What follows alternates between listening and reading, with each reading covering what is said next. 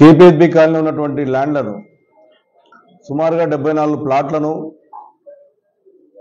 10 గజాలు 20 గజాలు 30 గజాలు 50 గజాలు 90 గజాలు 99 గజాలు ఈ రకంగా చిన్న చిన్న ప్లాట్లు ఎక్కడైతే కేపీహెచ్బీ కాలనీలో గతంలో ప్రజలకు చెందవలసినటువంటి ల్యాండ్లన్నీ కూడా ఈ కాంగ్రెస్ ప్రభుత్వం వచ్చిన తర్వాత పెద్ద ఎత్తుగా ఇలా ప్రజలను మోసం చేసే ప్రయత్నం చేస్తూ ఉన్నారు.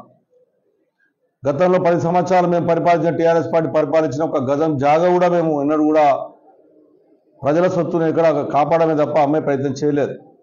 ప్రజలకు అంకితం చేసే ప్రయత్నం చేశాం.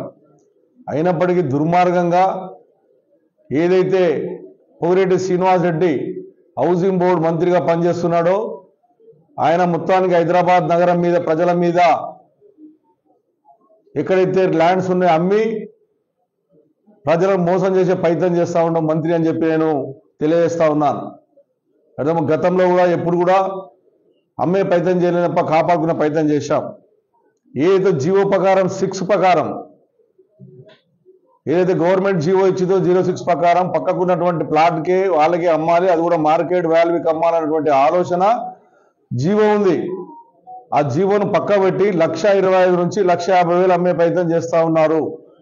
ఇది అన్యాయం అని చెప్పినందుకు ఈరోజు పోలీసులు 4 గంటల రాత్రి మా ఇంటికి వచ్చి 100-150 మంది పోలీసులు వచ్చి ఇలా ఇంటి చుట్టుముట్టు గేరేసి మా కార్పొరేటర్లు మా కార్యకర్తలను ఎక్కడిదక్కడ నిర్బంధించుతా ఉన్నారు. ఇది ఎంతవరకు కరెక్టో ఒకసారి గవర్నమెంట్ ఆలోచన చేసుకోవాలి.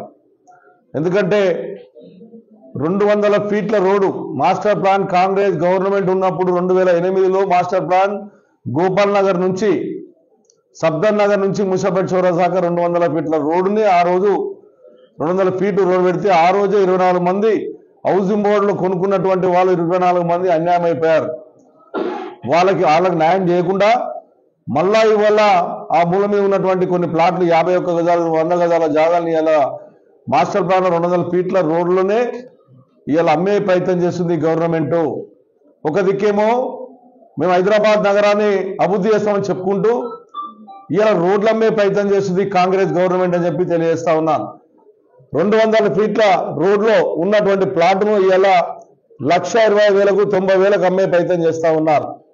మరి రేపు పొద్దున మున్సిపాలిటీ అధికారుల దగ్గరికి కొనుక్కున్న తర్వాత అక్కడ కొనుక్కున్న తర్వాత పోయి ఇల్లు కట్టుకొని పర్మిషన్ అడిగితే ఎట్టి పరిస్థితిలో దీనికి రోడ్లో ఉంది నువ్వు ఎట్లా కొనుక్కున్నావు అని చెప్తారు. దీనికి టీడీఆర్ రాదు. మున్సిపాలిటీ సంబంధించిన అధికారులు కూడా నిన్న కమిషనర్ గారి దృష్టికి సిసిపి గారి దృష్టికి తీసుకెళ్లాను. వారం రోజుల నుంచి ప్రెస్ ద్వారా ఎలక్ట్రానిక్ మీడియా దగ్గర అన్ని అధికారులు చెప్పాం, రిక్వెస్ట్ చేశాం, ఎక్కడైతే రోడ్లలో ఉన్నటువంటి ప్లాట్ల మీరు అమ్మకండి అని ఎన్ని ప్రయత్నం చేసినా ఈ దుర్మార్గమైనటువంటి కాంగ్రెస్ ప్రభుత్వం మేము అమ్మి తీరుతాం, ప్రజలను అనగ తొక్కుతాం, ప్రజల మీద నడుస్తామన్నటువంటి దొంగ వైఖరితో ఇలా చేస్తా ఉన్నారు. అదేవిధంగా 4th ఫేజ్ నుంచి ముసాపేట్ చౌరస్తా దాకా 100 ఫీట్ల రోడ్డు మాస్టర్ ప్లాన్ లో ఉంటే దాన్ని 80 ఫీట్లు చూపెట్టేసి అమ్ముతా ఉన్నారు. 80 ఫీట్లు అంతే 20 ఫీట్లు అది 200 ఫీట్లు 80 ఫీట్లు పెట్టి దాని అమ్ముతా ఉన్నారు. ఈ రకమైనటువంటి మోసపూరమైనటువంటి దుర్మార్గమైన పోలీసులను 1000 మంది పోలీసులను పెట్టి ప్రజల పక్షాన నిలబడేటటువంటి శాసనసభ్యుని ఎమ్మెల్యేగా 3 సార్లు గెలిచినటువంటి ఎమ్మెల్యేగా హైదరాబాద్ నగర్లో కుక్కట్పల్లి పెద్ద అభివృద్ధి జరిగినప్పటికీ ఇవాళ ఉన్నటువంటి ప్లాట్లు ప్రజలకు చెందే ప్లాట్లను అమ్మే ప్రయత్నం చేస్తూ ఉన్నారు. స్కూల్ ల్యాండ్ అమ్మే ప్రయత్నం చేస్తూ ఉన్నారు. ఈరోజు అన్ని రకాలుగా ఉన్నటువంటి ల్యాండ్లను అమ్మేసి సొమ్ము చేసుకునే ప్రయత్నం చేస్తూ ఉంది కాంగ్రెస్ గవర్నమెంట్. నేను మీడియా ద్వారా విజ్ఞప్తి చేస్తూ ఉన్నాను. మేము కోర్టుకు వెళ్ళారు, అక్కడ ఉన్న అసోసియేషన్ 15th బేస్ వాళ్ళు కోర్టుకు వెళ్ళారు. 10:30కి నేను ఇక్కడ మరి డీటీ తీసుకున్నప్పుడు నన్ను లోపలికి అలౌ చేయాల్సిన బాధ్యత ఉందా లేదా ఆలోచన చేసుకోవాలి. అంటే లోపలికి అలౌ చేయొద్దు, నువ్వు ప్రజలకు పక్షాన నిలబడద్దు, నువ్వు ప్రజల పక్షాన నిలబడ్డావంటే నేను తీసుకుపోయి చుట్టుపక్కల పోలీస్ స్టేషన్ వేస్తాం, మీ కార్యకర్తలను నిర్బంధిస్తాం, ప్రజల పక్షాన్ని నిలబడ్డోళ్ళకి ఇదే గతి పడుతుందని చెప్పి హెచ్చరిస్తుంది కాంగ్రెస్ పార్టీ ప్రభుత్వం అని చెప్పి తెలియజేస్తా ఉన్నాను. ఈ రకమైనటువంటి కేపీహెచ్బీ కాలనీ ఉన్నటువంటి ల్యాండ్లను అమ్మింది కాకుండా ఇలా దీనికే వదిలిపెట్టారు. రేపు స్కూల్ ల్యాండ్, పార్కు ల్యాండ్, గుడి ల్యాండ్ ఇవన్నీ అమ్మే ప్రయత్నం చేస్తూ ఉన్నారు హౌసింగ్ బోర్డు అధికారులు. అదేవిధంగా ఉన్నటువంటి కాంగ్రెస్ పార్టీ ప్రభుత్వం చేసింది 14 నెలలు చేసింది ఏం లేదు. కానీ హైదరాబాద్ నగరంలో ఉన్నటువంటి ప్రతి గజం జాగ కూడా గవర్నమెంట్ కాకుండా ప్రజలకు చెంది ల్యాండ్ అన్ని కూడా అమ్మే ప్రయత్నం చేస్తా ఉన్నారు. ఒక దిక్కేమో ఇందిరమ్మ ఇల్లు అంటారు, ఒక దిక్కేమో ప్రజల సొత్తు గుంజుకునే ప్రయత్నం చేస్తా ఉన్నారు. మీరే చెప్పండి, నేను ఈ రోజు డీడీ తీసుకున్నాను, నేను లోపలికి అధికారం ఉందా లేదా? మీరే చెప్పిన అధికారులు డీడీ తీసుకుని లోపల రావచ్చని. ఒక ఎమ్మెల్యేగా కాకుండా ఒక కామన్ మ్యాన్గా నేను కూడా పోయి పాల్పంచుకునే అవకాశాలు నాకు ఉన్నప్పటికీ కూడా నన్ను లోపలికి పోనిస్తలేదు. ఖచ్చితంగా నేను పోలీస్ అధికారుల మీద కూడా ఖచ్చితంగా పోలీస్ స్టేషన్లో కంప్లైంట్ చేస్తా.